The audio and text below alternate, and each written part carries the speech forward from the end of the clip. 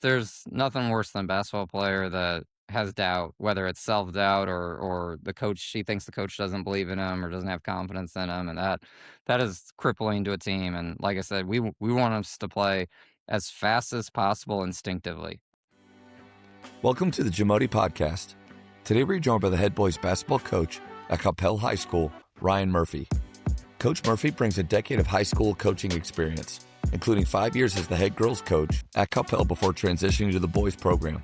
He is currently in his second year as the boys head coach and has compiled an impressive overall record of 168 wins and 81 losses.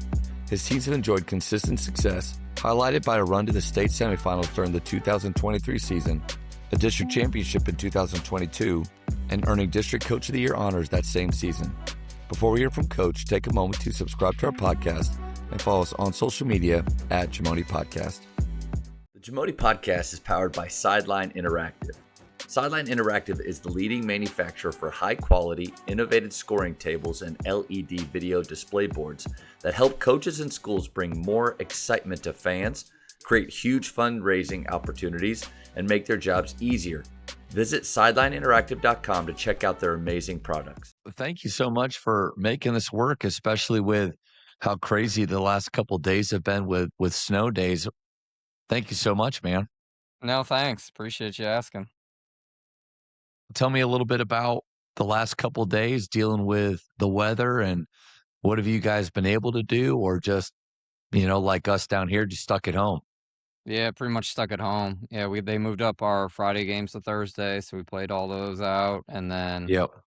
Friday we were able to get a normal practice in, but then yeah, we've been shut down ever since, and so we're hoping to see if we can get to go tomorrow afternoon, evening, at all, Yeah. but they moved our game to Wednesday, so I was thinking about there's a lot of coaches that go through this throughout their season. For us in Central Texas and Dallas Fort Worth and a lot of areas, the last 4 or 5 days have been weather and stuck at home.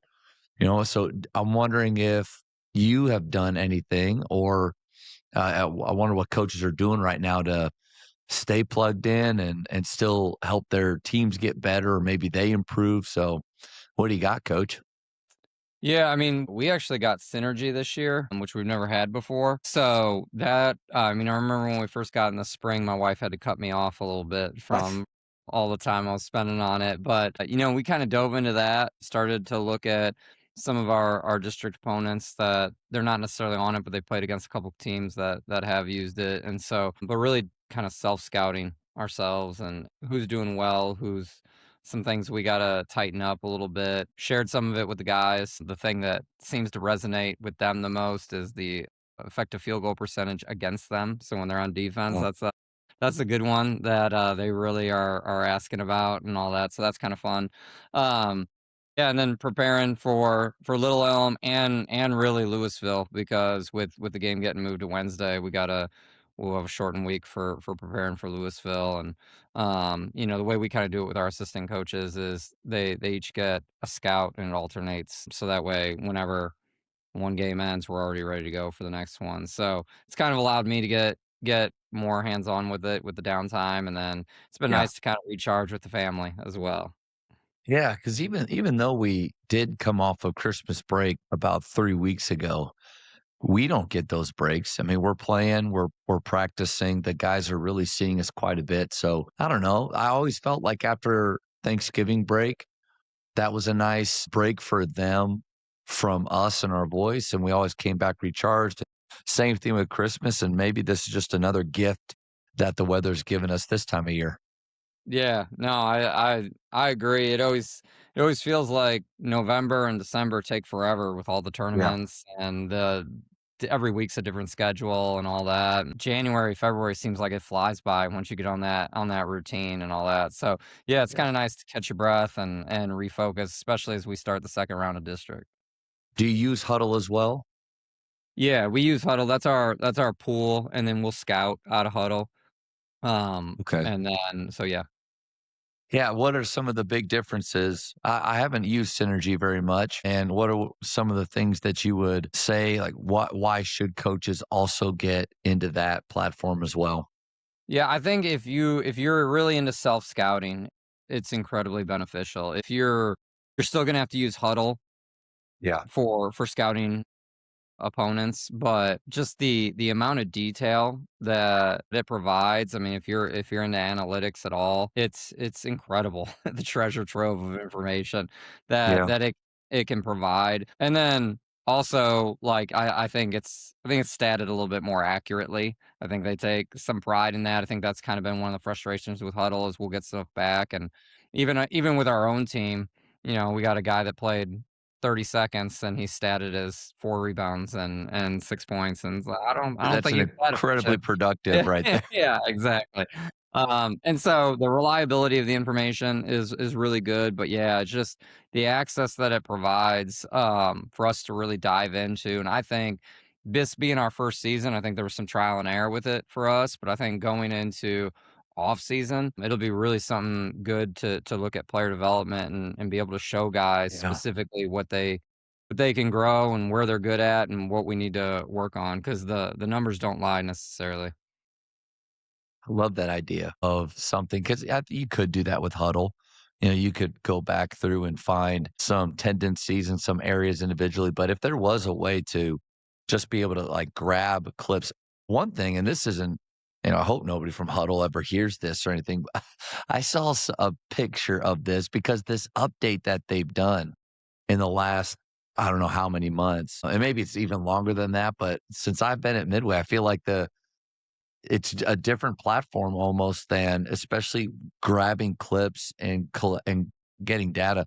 But I saw a picture the coach was like a coach saying, "Man, Huddle is great," and Huddle saying, "Okay, how can we make it harder for them?" And like something like that happened, but maybe an easier way for us to use that in the spring, collecting data, collecting clips to show players. Because we could say, "Hey, from the elbow, I want you to be able to reverse pivot and then rip and go." But then being able to show them times where they actually had the ball there and options they chose versus what we could do and have those. I don't know how you really get that with the current platform with Huddle, but I like the idea anyway of taking the clips from the season, not just letting the season go and that's different or that's done, but actually using that for skill development. That's huge. Yeah, and it is like we can, we got a point guard that'll be back, and we can look at, hey man, like you are way more efficient off a ball screen going right than you are going left. And here, all I have to do is type in ball screen left and his name, and it's all the clips of that. So from a time standpoint, Yeah. it makes so much more efficient, so we can really focus on them instead of like you said, going into Huggle pulling up all his turnovers or his assists and trying to find which ones were coming off a ball screen and stuff like that. Just the efficiency is way better, and it is a pretty user friendly system. I'm gonna look into that for sure. And I've got a couple assistant coaches that I think would love getting to dive deeper. And also too, like going into spring and summer development, yeah, there are some foundational pieces for me. We're always gonna do some type of ball handling. And I like some outside of the box things with some med balls and some cones and foam rollers from time to time or weighted tennis balls, and we're gonna shoot. But I've always thought, could I be better about tailoring some of the things we do skill wise to specifically how we play instead of just, oh, I like that little diamond ball handling finishing drill that I saw on Instagram. Yeah, I'm just going to try that out today. I think I could probably be a little bit smarter with what I do. Yeah, and I'm the same way. There's philosophically the things that you want to do, but I think if I can tailor it specifically to the guys with clips that back it up, I Yeah. mean, it creates a Yeah. lot more buy-in, and hopefully it's something that they can do on their own time too. Well, man, you and I had I guess, let's see, you had the luxury. I went through it, the experience of playing you all this year. We got to meet up in the Jack Frost tournament. You guys were awesome. I mean, it was really just as a fan of basketball, really fun to watch you all play during that game. How fast, how efficient, shot really well, but also how connected the group was. Well coached, you could really tell. So I feel like you owe me a little bit for coming on. So this is payback. Like we're even now. You did that to us, and now we're even. But no, just really enjoyed watching. I got to watch a couple games of you all because we were going to play, and then going against it. Man, I think you guys do a great job. And how's the season been going for you since then? Well, I appreciate it, and that's you caught us on a good day, but consistency's been our biggest issue all Yeah. year. This is my 2nd year with them, and, I felt like last year was kinda shake the magic 8 ball day to day of what we were gonna get. This year, we've started to stabilize that a little bit more, and then really our last 4 games, we've really kind of started to piece it together, and it's the most consistent stretch that we've been playing all year, and part of it is I think the guys are starting to really believe in what we're doing and how Yeah. we're trying to do it and playing to the strengths of our team, but also I think it's a style of play that they want to do. So that helps a lot with that buy-in. But yeah, right now we're 18 and 10, 5 and 2 at the turn, 2nd place in district, kind of a tough district.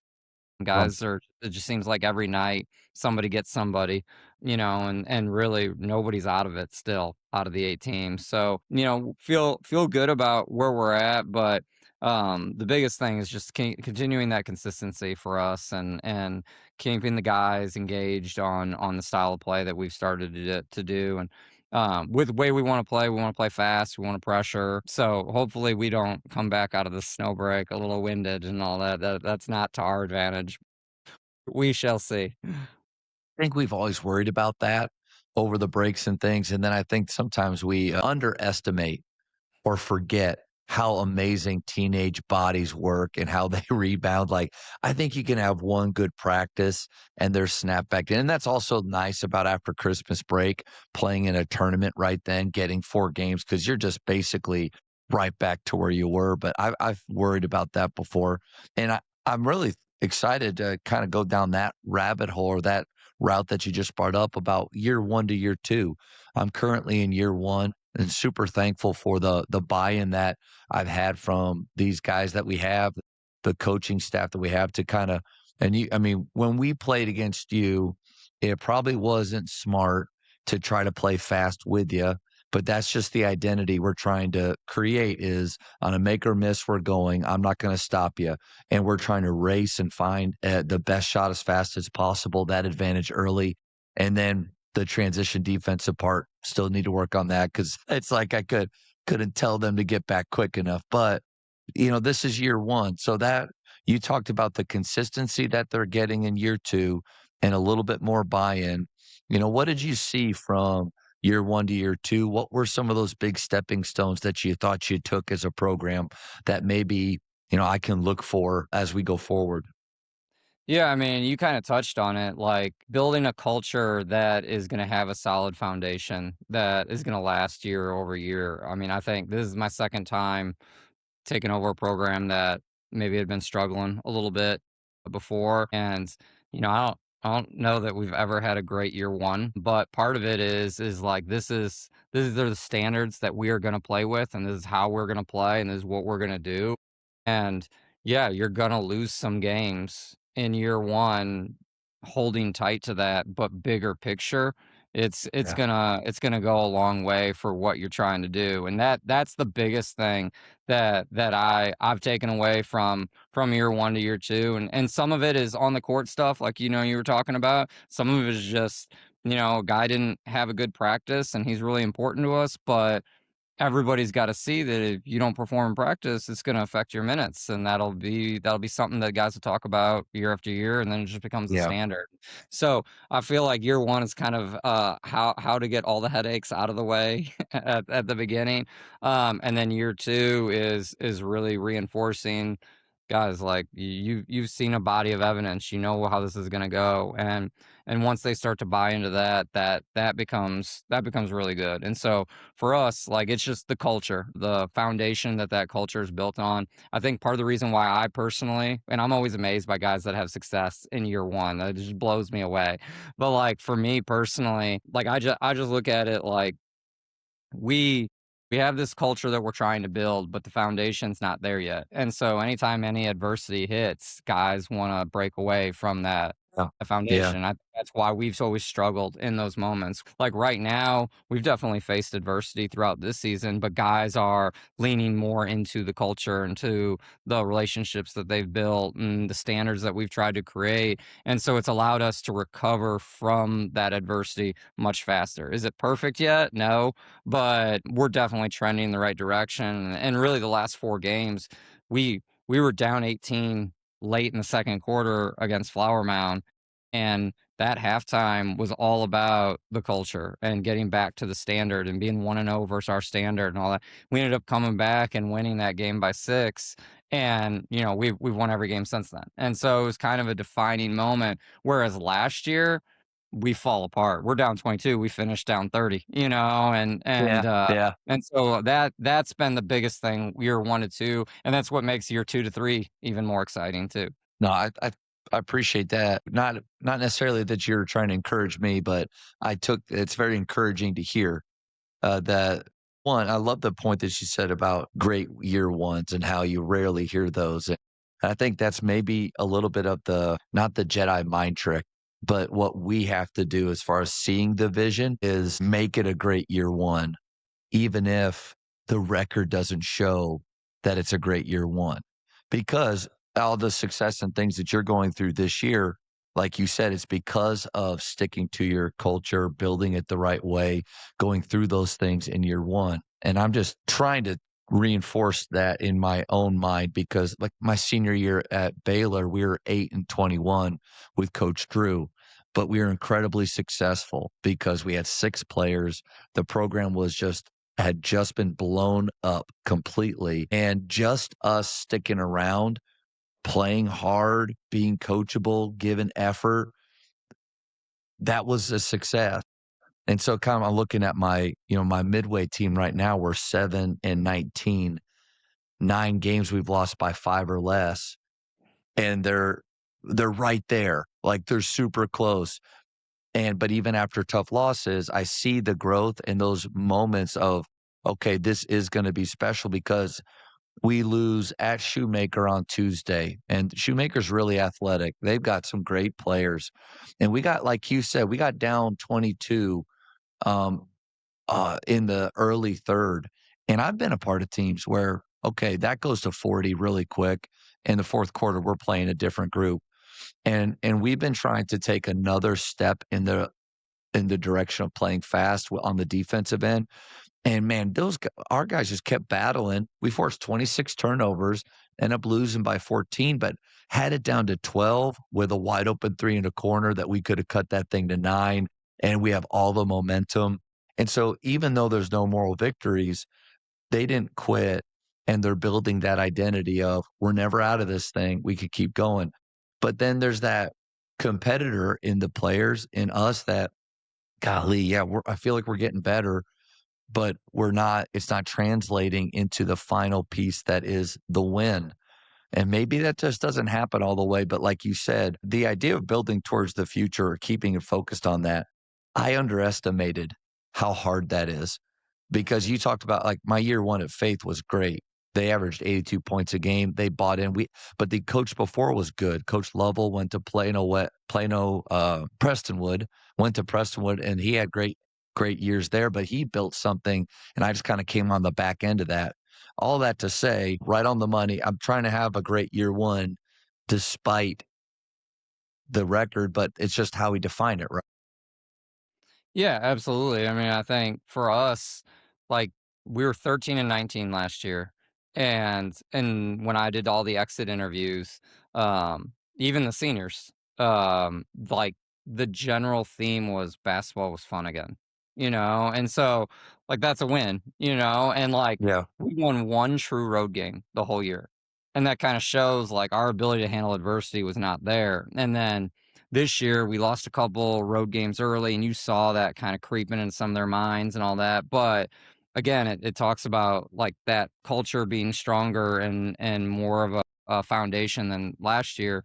We're playing in some games now where we're on the road, and we've won our last couple road district games, and the last one we beat Geyer, and they're a great team, great program, great Yeah. coach, and one of the guys we were 12, they hit a 3, cut it to 9, there's a timeout, and one of the guys comes to the bench and is like, "Hey, we're not losing this. We're not gonna drop this. Like, hey, we've been here before. We can't let this one." It's like, no, that's not the mentality. The mentality is not don't lose. The mentality is go win. Just keep up to our standards. Just do what we do, what got us here, and we'll be fine. And you saw them all like nod and buy in. Whereas last year, I feel like we would have said that and be like, "Oh, this coach speak again." You know what I mean? And so that part's been fun. And now we're starting to see the results, and we're getting big road wins and all of that. But yeah, like you said, redefining success for as a competitor, it comes down to wins and losses, and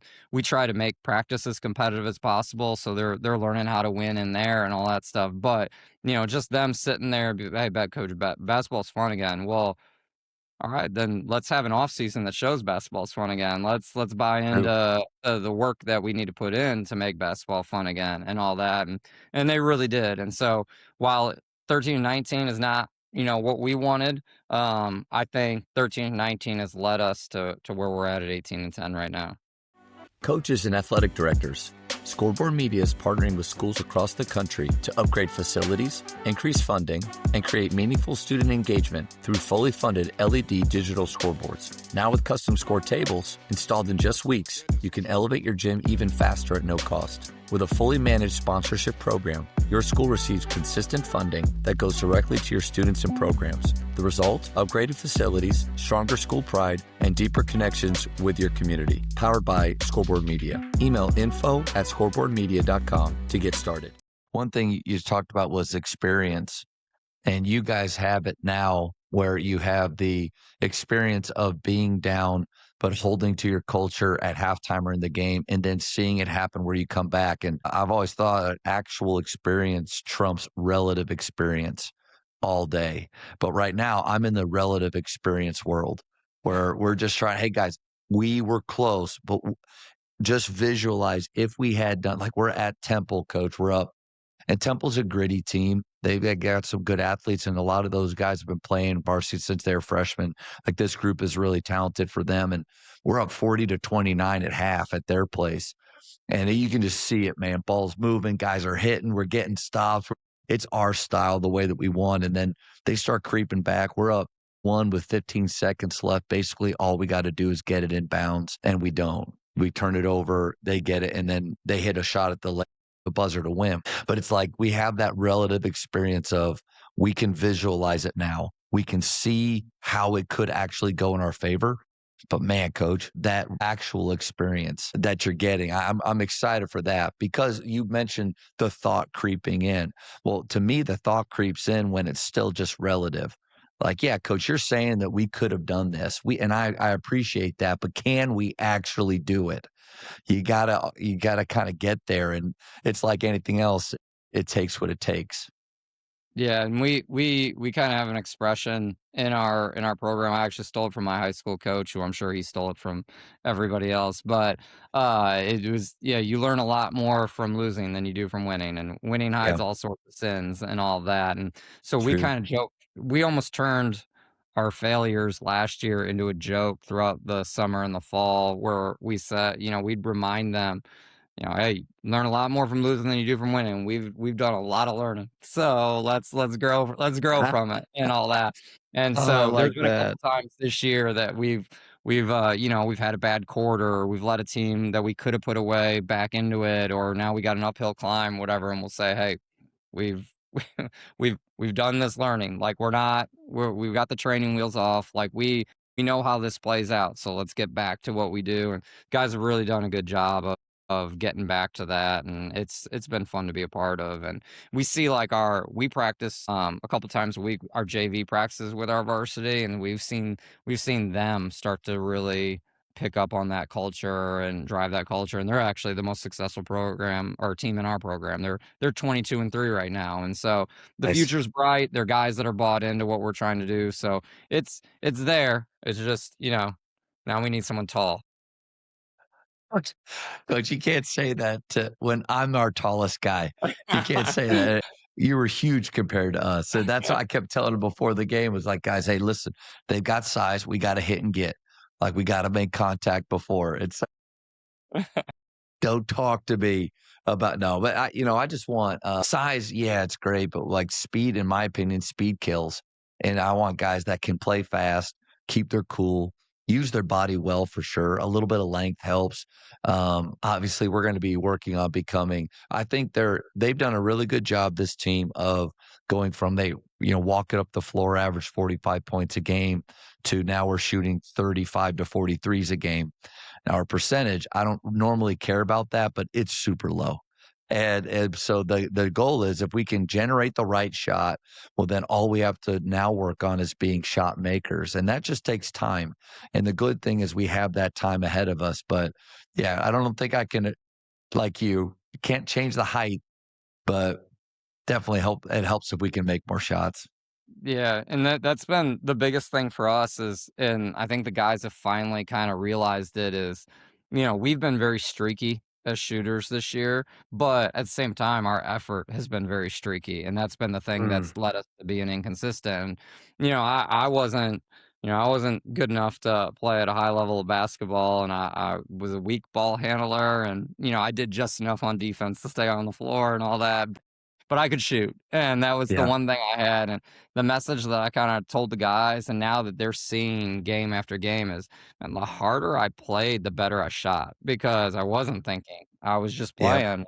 When you're in a slump, you know as well as I do that you you start thinking about every shot and you start forcing it, it doesn't get you out of the slump. But when you're hot, I mean, you're just throwing it up there and it seems to go in. And so we've really been shooting well over these last 4 games, but this is the hardest we've played, the longest stretches that we've played, and connecting that to the guys has really felt like it's built them a lot of confidence. And so that's worked for us. I say that, and then we'll go 3 for 24 on Wednesday. But right now, just the harder we play, I feel like the better we shoot. And so that's kind of what we're trying to focus on. You know, it's always good though to have kind of years like you did last year, years like this is for me and our staff. I do feel like it's making us better. I think without realizing it as coaches, I think without realizing it, I just became just very comfortable and from expecting kind of the same thing year after year after being at a place for 12 years.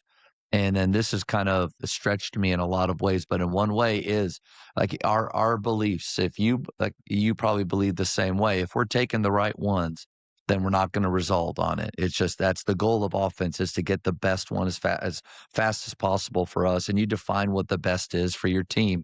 But we were 4 for 26 in that Shoemaker game. Turned them over 26 times, 4 for 26 shots, twice as many threes as them. In my opinion, that's a game you can win.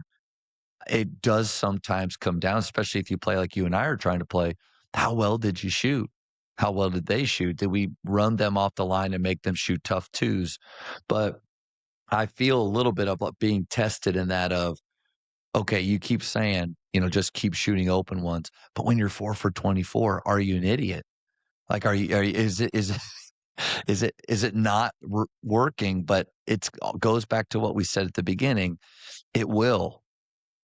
It's just it takes what it takes. And all of these misses, I used to say this at Faith. I said, guys, a miss is almost a make. Like, you're almost there. But I think I really mean that now. But man, it's tough when you're tested like that. Yeah, it is. And, there's definitely some games where we feel like we're not hitting anything and we just tell them, hey, a shot is a pass to the rim. So somebody's got to go get it and put it back in. But, I mean, and that's where we as a team, we want to be our identity to be on the defensive end. We want to pressure the ball and we want to get stops and get Yeah. out in transition as fast as possible. And then for us, we define like we want a wide open shot in the first 12. Like you can take whatever shot you need, but I'm not into the anti mid range or anything like that. Yeah. Like a Yeah. shot is a shot, you know what I mean? But in the first 12 seconds, it's got to be a wide open one. Otherwise, like let's move the ball and let's hunt for that. And I think that helps us play faster. It helps us think less. And that's been that's been good for us. But yeah, like when you're shooting those wide open shots in the first 12 and you're not hitting them, and then it becomes this track meet where you see the lead stretch and it is a lonely feeling standing there sometimes. It is, and but that's where one of my, PE coaches, buddies at Faith would say that, he has the shoulders to handle this burden. He would anytime they asked him to do something else, he'd be like, "I have the shoulders to handle that burden," or "God gave me the shoulders to handle that burden." And I think we have to have the shoulders to handle that. If they're doing exactly what we're asking, and it makes sense and it is good. And I'm not talking about your worst shooters shooting all of the open threes, but if the ball is finding the right person in the time that you want, and I think defensively this way, I want them to play at our time, which you guys did very well. I want you to play uh, at our spots more in that outer third, and then take our shots, those contested tough twos or contested anything. But if you can do those three things, I'm pretty happy with it. But that's where offensively, when we're getting what we want, it is just has to be clapping and encouragement and next. And sometimes I don't know if you ever feel like this. It's hard to do that. I want to sit down and just say, like, we're just not good enough shooters. But that can't be it. We have to continue to be positive and work, and double down on skill work like it sounds like you did all spring, summer, and fall, because we don't necessarily need better plays. We just need better players. And you and I don't recruit. So better players, they're in our gym. We just have to help them find it and open up those doors. But again, everything that you're saying, it's just reinforcing. It's just nice to hear somebody else say, like, yeah, we didn't shoot well, but they were good shots. And you didn't tell them to, hey, stop. No one shoots threes anymore. Hey, we're not doing that. Like, we're changing course, because I think that's where culture or vision or doubt starts to creep in and everything else breaks down. Yeah, there's nothing worse than a basketball player that has doubt, whether it's self-doubt or the coach he thinks the coach doesn't believe in him or doesn't have confidence in him, and that is crippling to a team. And like I said, we want us to play as fast as possible instinctively. And, Yeah. we that abandoning what we've worked on all fall and all summer is not gonna get us there. So, yeah, sometimes there's games like that, but learn from it, show the film and say, all right, this is why you got to get in the gym because you're getting the shots you want. So you're making the right decisions. Now we just gotta find the touch. So easier What said are than done. some other things that you do? Because I think confidence is so important to players, shooters, coaches. What are some other things that you do to help players with confidence if you see that it's dipping? Well, I think this is where like coaching girls has helped me a lot because their confidence is really up and down and Yeah. they really need to know that you believe in them. And I think starting with the boys, going to the girls, coming back to the boys, it kind of like, they're all the same, like, they just show it differently, the girls wear it on their sleeves, and the guys get super defensive and use ego and pride to kinda mask it and all that, but at the end of the day, they wanna know that you care, that you believe in who they are, and so, for me, like, we have to have a good relationship because I think right now and I don't think this was the way necessarily when we played because, my high school coach I think Bobby Knight was his hero, the way he, like, communicated and Where did all you that, play? and I loved him, but that's just how we were, and so now it feels like if there's not a relationship back there, man, when you coach them hard, they feel like it's a personal attack or he doesn't believe in me or he Yeah. thinks I'm not good or whatever it is, like, "No, I'm coaching you because I think you can be better. I think you are good, and, I'm not talking to the guy that I don't think can get better." And so really establishing those relationships where they feel like you're coaching them because you want them to do well, I think that's huge. And then also film. Like when I was younger, sometimes you get on a guy and then they would do it right, do exactly what you wanted, and their affirmation was just silence, like, you didn't wear them out on that one, and, that doesn't work anymore, I don't think, and so, for me now, it's, in practice, in the moments, like, even if it's not all the way to what we wanted, like, the intent to make the step towards the way we're going, like, we just, reinforce, clap them up, point it out in front of everybody, and then one-on-one showing the film to them, "Look, dude, this is when you're doing it the way that I think you could be most successful, look at your results right here, you know what I mean? and here you're doing it a way that, I'm trying to get you to change. Well, look at the results here. Like, look, I know the biggest thing that I've learned with the guys too is I know you can make that shot, but how efficiently can you make that shot? Like, telling them, dude, you can't make that shot, they just shut down. And so trying to build up that confidence through film, through reinforcing all the things they're doing, making a big deal out of it in the locker room in front of everybody. Things that I felt like I had to do with the girls, but like the guys respond to it just the same, That's where I feel like I've grown as a coach, and I've seen that those relationships have really led to buy-in. I've never been able to coach a kid hard that I didn't have a good relationship with, and Yeah.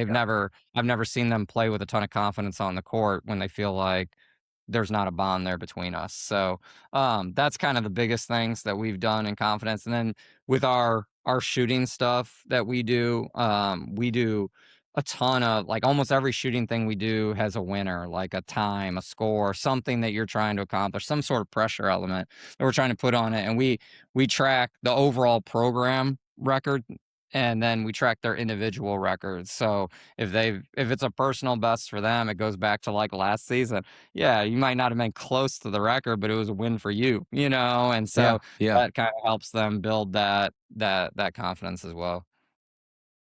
So many good things there to break down. I love the idea of you're telling them what you believe that they can do, reinforcing, maybe even helping them remember back. I think we got to help them remember past successes, times when they have done it right, because you and I both have had players that miss a few shots and they act as if they've never done it well before, and, like, that's a lie. You know you can do that. You've done it well before. Last game you did it, and so reminding them of that, taking that time to build the relationship and then have that one-on-one with film. I've done my very, very best over the last really 10 to 15 years to not tear a guy apart, especially in public in front of the team with film. 'Cause that can just be so divisive, just tear the culture apart. If it is gonna be something like you egregious that you have to talk to them about, it's that one-on-one time I think is huge. And then I love the idea about the shooting. Not only that do you chart everything, but the majority of the things that you do are competitive and have a time, pressure, score in a rows, something, and against each other and against the past. That's just to me a recipe to get guys that can shoot audaciously in games with that confidence that we all want. Yeah, in theory, it's And you know what? And to everybody listening, like the guy that just we were 7 for 32 the game before. Like, yeah, I mean, but it's all relative. We've already made 53s more than they did last season total. We've already shot like 200 more. I mean, they are doing more, and that's after really just a fall of training. And so this basketball becomes really fun when you, like you said at the beginning, when you believe in what you're doing. Like, this is fun. This allows me to be my very, very best. Coach wants me to shoot more aggressively, try things and be even more. I think that just when they actually start to see it go in, it just is it's a self-fulfilling prophecy then, "Oh, yeah, I can do this, therefore, I'm gonna train even harder." I mean, the first thing I told the guys is I think in the fall, just took a step back and said, "I think we need to get to another level of training to where you expect to actually do these things when you play." Because that was my first thing I saw was that it's just training kind of indifferently, like, I'm here, and that's enough. I think McCaslin said that really best in a video lately of, don't confuse playing hard with being competitive or working hard with really wanting to win.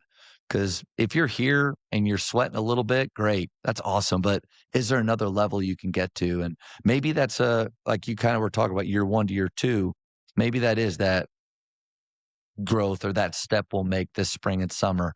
But just rambled there for a while. Sorry about that. No, you're good. Yeah, I mean, our 3-point percentage has gone up 7 percentage points from last season, and now, granted, the lower it is, the easier it is to get that much Oh, growth, yeah. but yeah, and so like they've started to buy in, and like you said, like with yeah, that's great. There's another, yeah, we have all these shooting drills, we have this time element, we have this score, we have that. You're competing against yourself and others. It's awesome, but now it's more of like, okay, That's great, but how many of those shots in that last 4-minute segment are you gonna take in a game? Because I don't think you're gonna get any of them off in a game. So now you Yeah. just practice 4 minutes shot you're never Yeah. gonna take. And so that's where we're at now, is trying to get them where we don't have to every drill remind them, gosh, speed and pace you're gonna play in the game. Speed and you know what I mean? So it's baby steps, but that's kind of where we're at right now. Well, that's the danger, though, of just shooting volume. I love the gun, and players can do the gun on their own, but I don't incorporate any gun stuff or drills that would almost be able to use a gun. Me, like if it's just going to be shoot 5 from 5 spots and then step back to 3 point line, shoot 5 from 5 spots, jogging when you're done. I don't think that that creates more in-game makes. I'd rather just take all that and play one game of Beal shootings, 5 spots, make 2 in a row to conquer a spot. You get 2 points. When you conquer all 5 spots, you have 10 points. And then you go to your bonus shots, all worth 1. And you have 2 minutes to do it. Because that's where, I mean, I love the idea of shooting games is I really get to see who's mentally tough and who's not. Not just the ones that work hard and who not, but who's really competitive and who's not. Like, if you just do the volume, I think a lot of coaches are guilty of, yeah, we shoot a ton. Well, what do? We do a lot of one-hand shooting. Nothing wrong with one-hand shooting. Like nothing, like it's a good warm up. I like to do one-hand shooting from distance. I like to see if they can make a three with or three threes in a row with one hand. See if you can do that. Can you go back to level 7 or the NBA three and make with one hand? Like, do you really need your guide hand? If you do, there's something wrong. If we're going, but I think the more that we can make them, like you said, force them to train fast. Because the idea of you and I standing there and saying, hey, guys, don't forget, train fast in this drill, but there's nothing external forcing them to do that. I don't know. Maybe the 1%ers that we have in our careers, the 1% of players that are intrinsically motivated and have that, say they want to play in college and are actually living up to what they say. Maybe they do it, but I don't know about you. My gym's not full of that. Never has been. No, no, that would be nice. Yeah, and I also like them catching passes and from other their teammates, and those Yeah. guys getting used to having to make accurate passes, and not everything's gonna be a great pass, and you gotta be able to shoot that and all that. Yeah, like one of our favorite drills, and the kids really, for whatever reason, they love it, is 7 Up. I don't know if you're familiar with that one, but we basically put them in pairs, and we do separate them. Like half the team goes to one end, half the team goes the other end. We call it the shooter's end and the non-shooter's end. And if you get stuck at the non-shooter's end, you have to win in order for next time you to be at the shooter's end. I like Otherwise, that. you don't get to participate.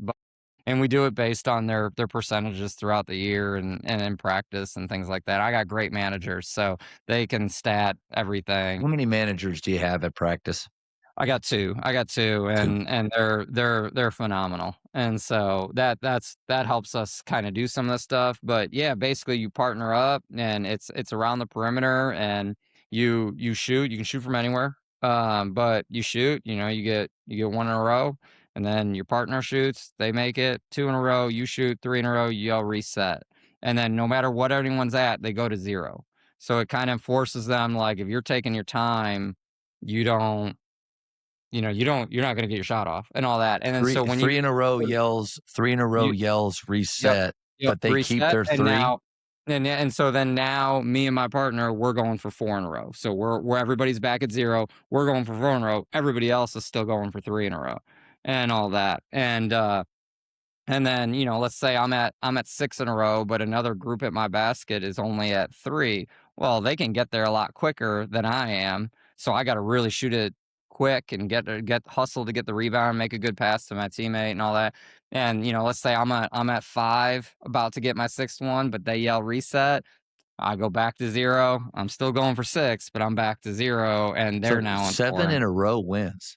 7 in a row wins. Yeah, and so You may it have some better shooters right now. I'm well, thinking I it was takes thinking, about 15 minutes. It takes about 15 okay, minutes. Yeah, okay. yeah, yeah, 12 to 15 minutes of, and it is volume, but they're having to Oh, go that's quick yeah. There's and one pressure on yeah, every shot. every Yes. shot. And Yeah, one of the things that I like is because you got, we got 15 guys. So, we have 3 or 4 groups at a basket. So you're catching the ball, you're about ready to shoot, but you see someone else is shooting. If the ball's hit, it doesn't count. A miss is a miss. it's a The only way miss. it goes in. Nice. And so they'll have to shot fake, wait, and so it simulates things that they're actually doing in the game. So Yeah. we really like when they love that one. There's a lot of pride when they win that.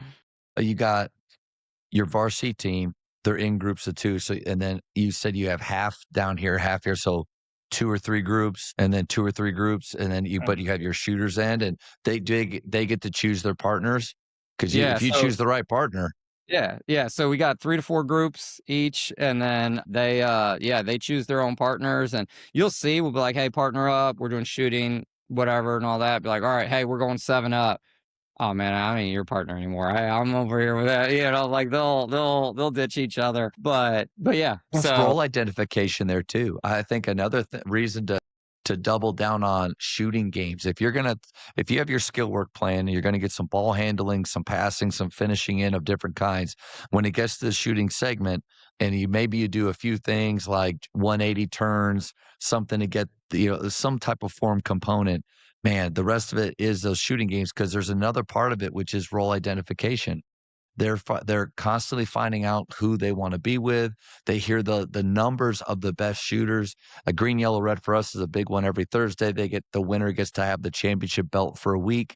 But you start to hear the guys say 56, 61, 59 week after week, and I'm sitting here at 29 or 30 every week. Who should get more shots? Like, this isn't difficult, fellas, and I think that's a way to if coaches ever struggle with, I have the wrong guys shooting shots or my best shooter's not shooting enough or what, do more shooting games and make it crystal clear to you and everybody who should be taking the most. And that's why a guy can go 1 for 10 and nobody bat an eye because that dude wins green, yellow, red almost every week, in my opinion. yeah, and we try to do stuff where, because I've always told the guys, and I'll pay you the compliment of being honest, and so, like, you might not like what we have to say, but you'll know where you stand at all times and all that, and so Yeah. but it's one thing to hear it from me, it's one thing to hear it from their teammates, and so those shooting drills where they have to partner up, we have another one called Stitches, which is a full court one that they'll partner up, and then, we Will you explain typically stitches? yeah, so it's, I think it was called full court shooting, but one time we did it and 2 guys ran at each other and they needed stitches, and so we call it stitches now. But basically you got the 5 spots on each end, and so it's the same thing, you partner up again, and we'll do it mid-range, off the dribble, we'll do it catch and shoot 3, but you gotta hit 3 in a row as a partner group. Once you hit 3 in a row, that spot's closed, and now you gotta go do it on the other end, for the same spot on the other end, and so it just alternates back and forth for 10 minutes. It's called stitches because you can't just blindly run down, throw your hand up like you're a receiver running a go route, or you're gonna run into other people that are doing it. So, trying to teach them to get their butt to the sideline, get an outlet, and then get up the hill, up court where they have to dribble the ball and all that stuff, so but They're anyway, going that back and forth every shot, or every do they stay? every spot. So once So they they're get gonna 3 in a stay row, that and spot's shoot, done. and then Yep, they're gonna take off and go to the yep, other one, and they yep, gotta once conquer all 10. correct. Yep, correct. I like And that. so we do some shooting stuff like that where they have to partner up. So yeah, they get that communication from their peers on where they're at from a shooter standpoint. But the days that we have are real competitive, like we're fundamental competitions. We're not doing the scout team stuff. We're not, trying to do we're getting after it. Like those days, like I'll always have pick 2 guys and they draft. And, I've heard coaches say, "Oh, we don't like doing that because we feel like they think they're the coach or whatever." And I've never felt that way. I'd love I to think know there what is they're thinking. nothing I yeah, love to know. I think there is nothing better than a guy that comes into your office and says, "Hey, what do I got to do to play more and all that?" It's like, "Well, I got to see this, this, and that of you." And you can tell they kind of leave the office thinking like, "Man, I don't know about, and all that." And then you go in the draft and they get drafted pretty much along minutes lines and all that. It's like, hey, it's not just me. And so Right. I think that is, to be honest, solved a ton of problems for me, and like I've even been in a parent meeting where they're like, "Well, we think he's one of the best players," and his teammates are always asking why he doesn't play more, and it's like, "Oh, are they? Where do you normally get drafted when we do the teams? Second to last? I don't think your teammates feel that way," And Right. so, Yeah. but They may yeah, be so lying to you. No, you can't yeah, say yeah. that, but Well, like, with what you said with yeah. role identification, I mean, that now they're actually when they're draft, they're having to think, like, "What do we need? We need a ball handler, we need a shooter, we need this guy. Hey, you don't play defense, I'm not taking." Cool, now you're Yeah. reinforcing the things that we do. And sometimes they'll even ask, if they know it's a shorter day, they'll ask, "Hey, what's the focus today? Is it defense? Is it offense?" Like, yeah. It's like, "Hey, it's defense, draft accordingly." Coaches, want proof your players are working? Bology tracks every shot and generates workouts on the spot. No more guesswork. Train smarter today. Download the free Bology app. I love that. I've gotten away from at the bottom of my practice plan having their teams already separated out, and maybe occasionally maybe I want to see the starters together with what we're doing all practice or that top 6 or 7. But my favorite thing to do is you have 15 seconds. I want 2 equal teams. You have 15 seconds. I want 3 equal teams of 3 or 4, and see them go through it. See relationships tested. See what they really think. And there'll be times where I look at them like, yeah, I completely agree. Other times I'll raise an eyebrow, be like, equal? Is this really what you guys are talking about here? And then a couple will smile and maybe they'll make a trade, but I think that's a huge thing to let them organize, it's their time and they need to move fast. Right. But I think we learned a lot from doing that for sure. Yeah, who wants to make a friend, who wants to win? That's right. That's right. JV and varsity practicing together. I've done that a few times this year. I've kept my varsity more. I just feel like so many details and so many things that I feel like every day we're just teaching a ton. I'm excited to where we can actually compete more and just coach in shorter sound bites. That's where I want to get to. But what do you see as advantages of having JV and varsity together? Well, I mean, it's year to year. Last year, there was no way that they were gonna be Right. able to play together. This year, I got 10 seniors, so we need the JV ready, and they need to see that varsity competition, so we do, like, our offensive execution on game day. We go live on game day because we got a morning athletic period, so we'll go live, and we do a execution where the JV plays defense, and we get our guys in 3 teams, and we keep score, a stop. It's just win the possession, so a stop is a point for the JV, any score is a point for the varsity, and we just go, and, we try I to like get that. 60 to 75 possessions in Wow. that window, all in the half court just to execute our calls and stuff like that, and then, we do a drill called transition recognition, which I got from, Will Tran, who was assistant of mine. Yeah, I I know will. and Yeah. I know he got it from someone else and all that, but it's a great drill, that allows our JV to mix in with our varsity, and it's kinda stacked against our varsity starters, the way the drill is set up, but it allows us to work on from everything from advantage, disadvantage to our press. It goes cutthroat, situations, all that kinda stuff, and so, that those 2 things are where we'll practice them together. The rest of the time, What's they're that called separate. again? Transition recognition.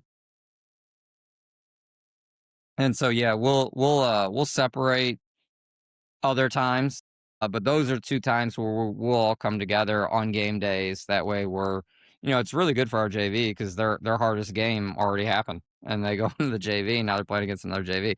That's true. But it's good for our varsity because they get to execute, and start to build a little bit of confidence by having success, so, 10 seniors. yeah. I'd love to talk a little bit more about that because I can see right now we're pretty young. We have 5 seniors. One of them plays heavy minutes. Then we have 3 juniors that play a lot of minutes, and then a sophomore that barely comes off, and another sophomore that plays a little football, but I think is going to be pretty good. So, but I'm looking ahead at our freshman class is pretty robust. Like they're really deep, and so there's going to be times where I think at a 6A, I'd like to get to this point where we're old. Like our varsity's old. Our JV one is old. and then freshman 1 is, it's all those guys. But right now we got 4 freshmen on JV 1, and so we're not old yet, and we're young, I feel like, at every team. But when you get to that point where you got 10 seniors and you have the other 5, if you don't mind, just kind of what does that breakdown look like for the guys in your varsity team? You want to play fast, so you're able to get a little bit deeper into it. But even still, coach, I don't know. I think 8 or 9. I think it's hard to go 10 sometimes. Definitely hard to go 11 or 12 unless you're Yates back in the day and you're just cycling guys through or playing Grinnell style. But can you break that down for me a little bit, what it looks like?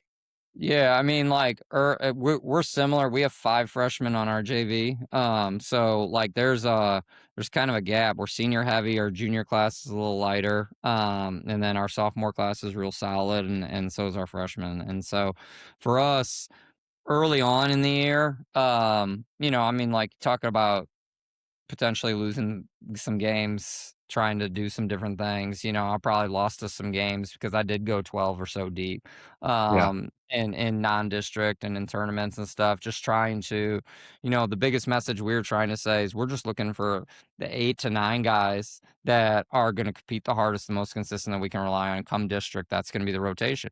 But you got to consider all of this as a tryout. And part of it is you got 10 seniors. I didn't want to lose them early, because I felt like Yeah. chemistry wise, that Yep. would be tough for us. And, a couple of the seniors, we sat down and we had conversations with them like, hey, you got a role, but your role is going to be scout team. Your role is not going to be logging minutes. And if you can't accept that, then we don't have a spot for you. And they're great kids, great teammates, and embrace that scout team role. So they're good with it. We got a couple seniors that, are on that fence of, I want to play more, but I want to be, and then we got 3 seniors that we start and about 3 that come off the bench, play significant Okay, minutes. so 6 out of that 10 are not contributing. Everybody contributes, but that's always my worry of having so many in one group. Like 10, that's a lot. I think when I was at McKinney, I don't know if we ever had 10 in one class, but I've heard of, I mean, we were 5A back then, early 6A when it kind of first created, but small 6A. And but still never had that. But yeah, I was just curious about that. And then your JV 1, you said, do you have any juniors on that are playing?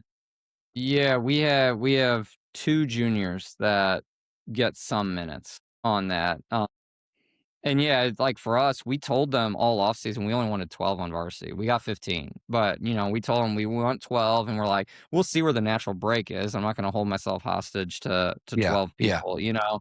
But like it, there was a lot of competition, which was great, and we did cut a couple seniors and all that stuff, but there wasn't that natural break, and like a couple of those kids were just really good kids and they agreed to terms, and so it ended up being 15. But I think playing 8 or 9 guys, 12 guys on the roster, I think that's the sweet spot of Yeah. getting the most out of your practice and the most reps, keeping the most people engaged and happy. And now that we're Is in it big? district, Go ahead. Yeah. I was gonna say, now that we're in district, our rotation's 8 to 9 and all that, Yeah. and it's pretty clear cut. And those scout team guys, we don't really do much scout team non-district. We were focused on us, but now we do a lot of it in district, and so they've kind of embraced that role. I think the first day there was some pride, but now they feel like, hey, this is how I help us win.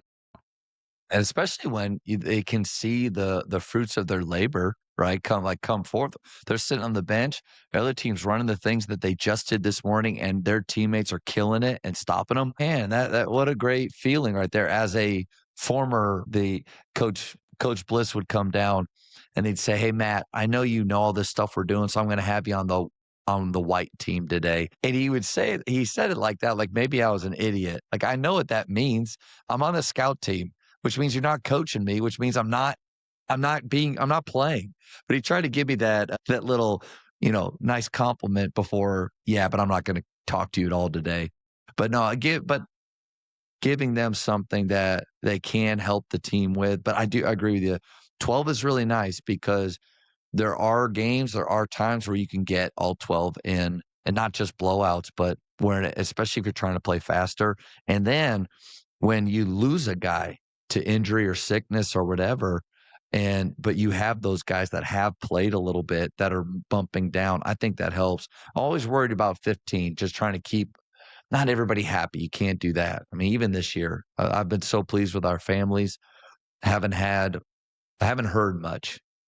Maybe it's happening, but I haven't heard much. But it's hard to keep 12 or 15 unless high character, high culture. And then another thing, and this may be for coaches out there too, is if they have this ability, help them to lead in different ways. And we have this amazing senior, Boone Browning, that he's a strong believer and just wanted to do kind of like a weekly FCA optional with the guys.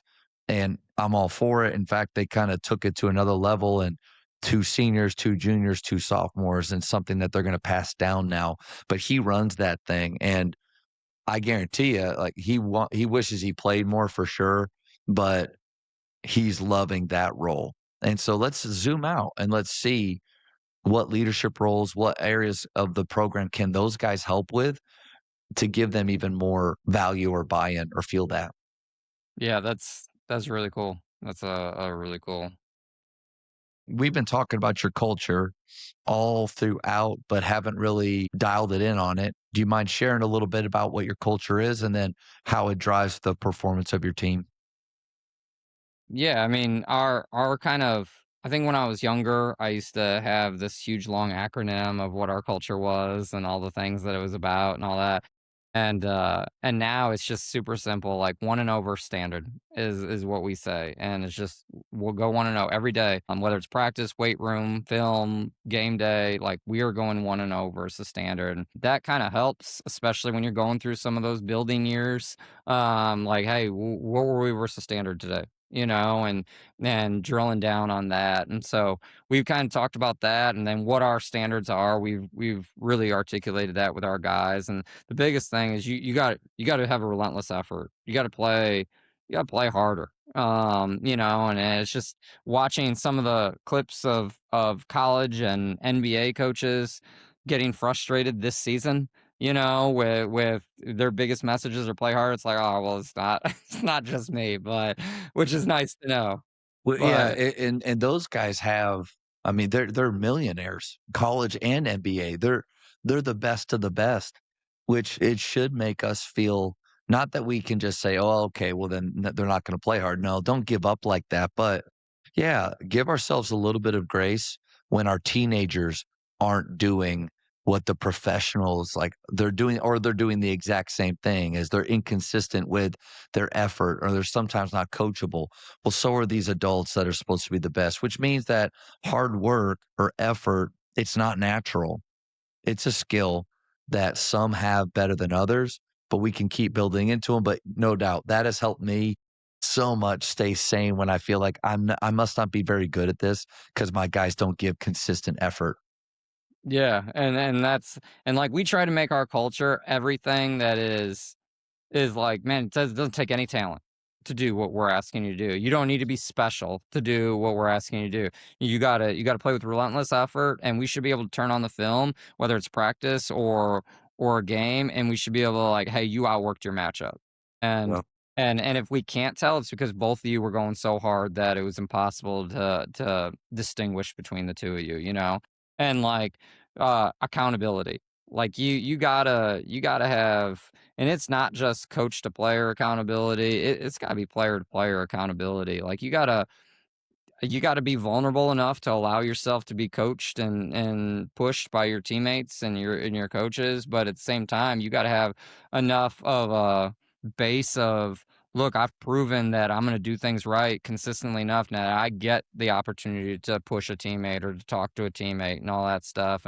Last year when we were talking about, hey, those are the two things that we want more than anything. And the accountability, for whatever reason, it was player to player, it was all negative. It was all like, I get to hold someone accountable, so I get to yell at them when they screw up, or they get to, and it's like, guys, no, like accountability is like reinforcing things that they did right. You know what I mean? Like, I'm not interested in listening to somebody. The only time they communicate to me is with volume and causing a big scene in front of everybody just to show that I'm doing things right. Now you're just talking the loudest. And so last year there were a lot of times where I'd have to jump in and be like, man, that's great. But what about you on the last couple plays and all that kind of stuff? And so we've really kind of tried to focus on like positive touches. Like, hey, if you correct somebody or you reinforce them, hey, there's a touch that happens. There's a high five. There's a fist bump. There's a something that comes by that whether it's a correction or a reinforcement, like it's the same, and it should be the same volume, and it should be like, you let me wear somebody out, and like that's gone a huge way for us because we've seen guys that, you know, like I hate the tap the shoulder, my bad. Because it means nothing. It doesn't mean anything. It doesn't take it's just all right, yeah, my bad, moving on. No, like we don't like I want guys to, when a teammate says something or they know they screwed up, like, hey, yeah, I should have done this and all that. Yeah. Now we gotta, we clap hands, we're on, move on. Now we go. And the second they do it, man, you guys better be gassing them up about it. You better be saying something like, hey, there we go, whatever it is. Like that's fun to be around. That's fun Yeah. to be a part of. And so that's been a big part of our culture and a big shift that we've had, man. Last year, I think I guess there wasn't a lot of scoring going on in practices prior. Like they didn't keep score a ton. And so the competition level, like we try to do everything has a winner and a loser, no matter what it is. If we're shooting free throws, there's a winner and a loser, whatever. And like, so I think that ratcheted up some things, and then we were breaking things up constantly and all that. But this year it's been really good to see them kind of grow and bond. And then you see it in the most critical moments in the fourth quarter. Are you going to tear each other apart? You're going to come together, and they've been coming together, and that's what's been fun. So like the culture's it's on stronger foundation right now. It's not all the way where we want it to be. I don't know that it ever will be. Never arrives. Yeah, you Yeah, never arrive. yeah.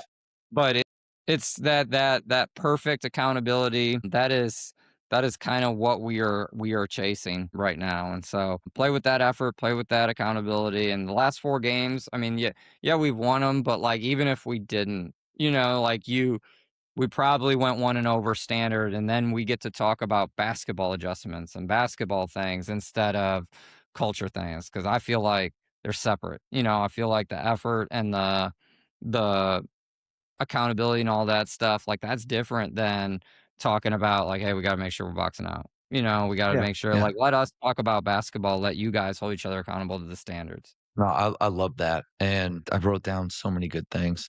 1 and over standard. How is the buy-in from or is there continuity from what your varsity is doing and talking about to what your JV and to what your freshman? Because that's one thing I'm really encouraged with too. I feel like great buy-in from this varsity group and with the 4 months that they've been a team, because only 3 of them played together last year. So this is a brand new team. Now they're gonna most of them will 5 of them will go, and then we'll bring in some new guys, and that'll be a new team. So that's where you say your culture never arrives because you constantly have new teams. You're rarely gonna stay the same. And people change.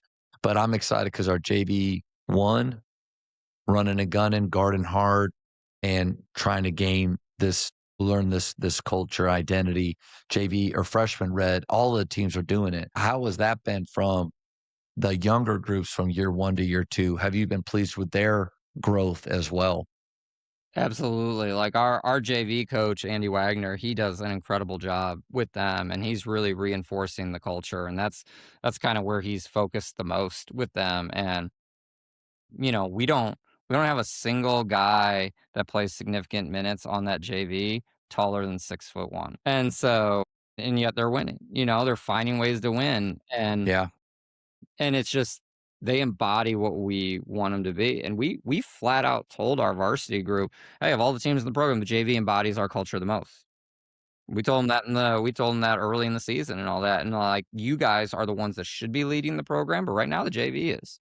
And so, like and that can change, but that's what's gotta happen, and so the varsity's actually started to earn respect for the JV because when we come in and do that transition recognition or the execution, they're competitive with them and all that, and that kinda buys some of that respect. We got a couple kids that can really shoot, and so now you hear them talking, "Hey, you can't leave him open, like, he doesn't get a look."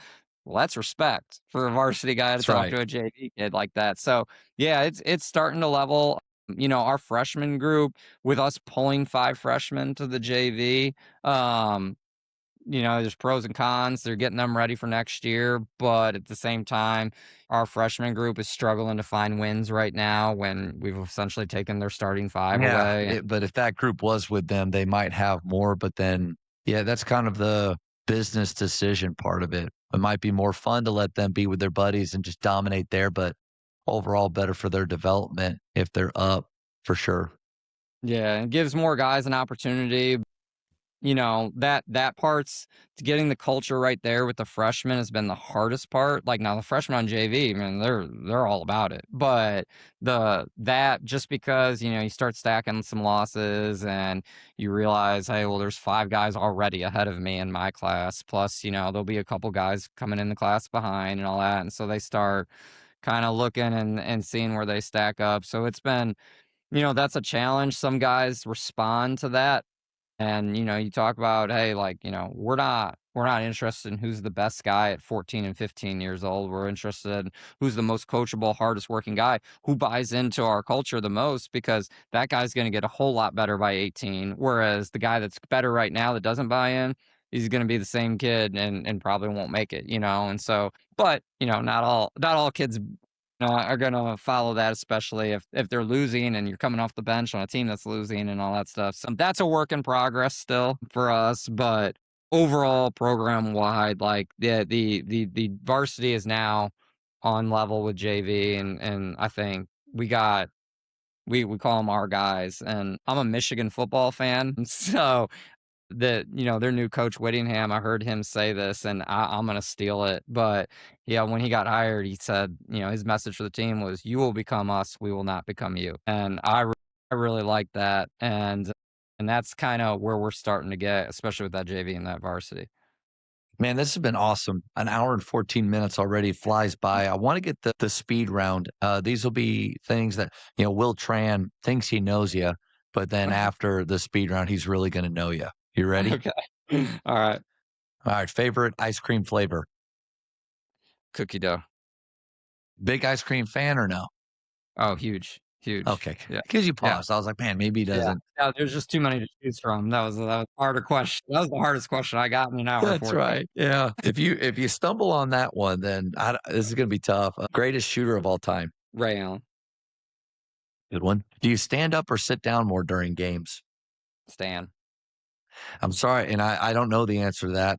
I wasn't even able to look past. I do want to thank you. I did remember this. And to any coaches out there that ever find themselves in a place where they're up by a crazy amount late in the game, but you look down at the other bench and gosh darn it, that guy's still coaching his team and still helping them to get better. And he asks you for a timeout, you give it to him. And coach, I just want to thank you for that. I just wanted to work on one thing with the guys and try to see what they could do with it. And I was out of timeouts because I think I used 4 of them up in the first half against you. But I really No worries. appreciated that. No worries. I felt silly asking, but No. top 3 dinner guests, any time period. It doesn't have to be in sports. Jesus, number 1. Let's take him Uh, off. Let's take him off. Let's assume oh, that we've come on. already All met right, with him. all right, all right. I'm a big history guy, so I love Lincoln. I Yeah. think that would be super interesting. Caesar, just because of the time period and everything, and he just feel like he'd have interesting stories to tell as Oh yeah. well. Yeah. And man, I would go George Washington, founder of a country and all that. But we're gonna get off this, and I'm gonna talk to my wife, and I'll have 6 other names that would have been a better option. I can't But believe I that's said what I'll go with right Washington. now. Those are good. Best basketball movie of all time. Hoosiers, For high school, shot clock or no shot clock? shot clock. We need it. Yeah. So much. Yeah, especially now where I am. I used to think at 5A Taps, that'll never happen here. But at this level, basketball's too good. Coaches are too good. And yeah, I hate long possessions.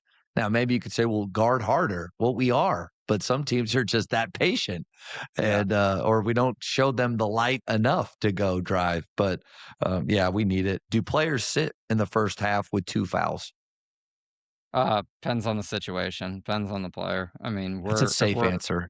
It's a yeah, if we're safe answer. falling behind, I'm not gonna leave one of our guys that can help us get back in it and just Yeah. let the whole dig, I mean, what's he fouls out, it's the same as him not playing, so you might as well roll the dice with him out there, and especially early on in the year, I think they need to learn to play through it.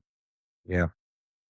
Funny though, you can have your thoughts or convictions on that. I'm a Nate Oates more of a fan of guys foul. They're going to foul at different points of the game. No difference in the first half than the second. But at Shoemaker, our top scorer got his second, gave him a little bit of a break, and kind of.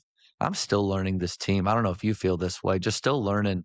Maybe you felt like this last year of who needs to play when. I don't really take out guys for mistakes.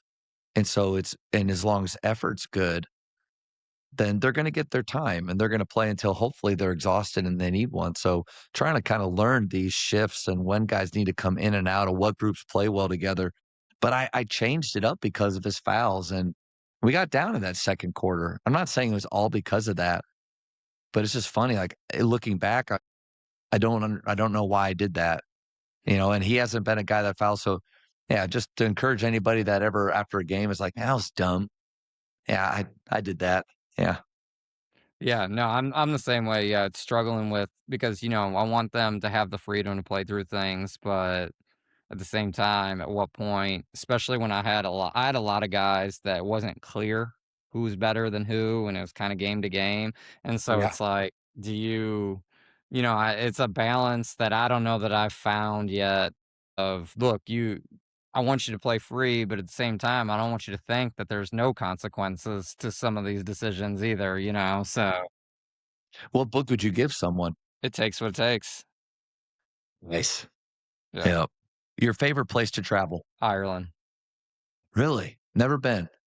Yeah, it was the only time I've been really out of the country, so I'll Yeah. go with that, but, yeah, we went there on my honeymoon, so it was a great place, rented a car, drove around the whole southern coast, it was awesome.